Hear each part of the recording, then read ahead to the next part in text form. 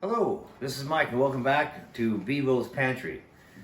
So this is what we're going to talk about today is packing a cooler. Now it seems minor and minute and silly, but I have known people to really lose their temper when they see a cooler packed improperly and just habeas corpus.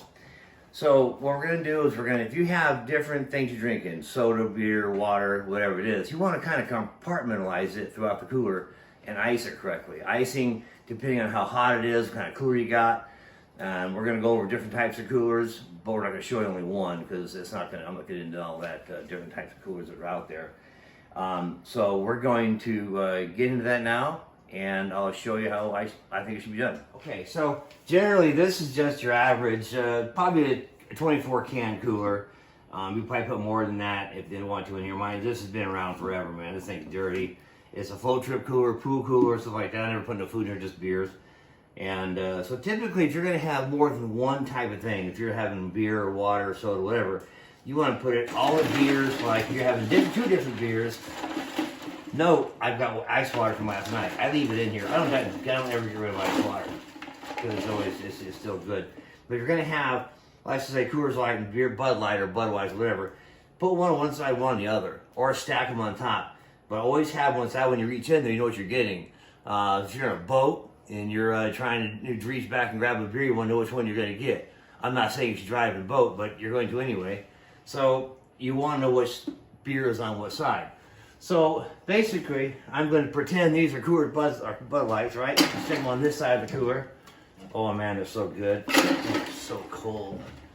The mountains are blue as water. Oh yeah. So basically, there's ice water here. You don't have to pack too much more ice on top of this. But imagine if you had separation of your items. You have your different types of beer here and different types of beer there. And you can put some food on top of this, but I wouldn't recommend if you have water because you're going to just ruin everything. And so when you reach in the cooler, you say, oh, I know it's on this side. I know it's on this side. It's very important. But you got to be very efficient drinking the beer. And then you take your ice, and you smack the shit out of it. You get more ice on top of that. Like that. Bag on top, save that for later, because you know some guy at the party you're going to is going to show up and he's not going to have any ice for his Jack and Cokes, right, Jay? So you want to make sure you have enough ice left over. Always have enough ice and always have enough beer. If it's just you, take whatever you think you're going to need. Two people, this is probably not going to be a big enough cooler. Now, if you get into the 52 can coolers, that's going to give you room to pack food as well. And you may want to think about this. Don't just use cubed ice. Go to your local dry ice place. It's just carbon dioxide compressed. And you can put dry ice on a tray for your food. That's really good for your food. But beer, just pack a bunch of ice. Make sure you have our ice. Especially it's getting warm outside now. Summer's here finally. And if you're quarantined, man, you're going to have to you're just gonna be drinking more. So make sure you have plenty of ice. Pack the cooler well. Make sure you separate everything out, and know where all your beer's at. That way you have much more of a better time out there. Well, that's it for this edition of Bevo's Pantry.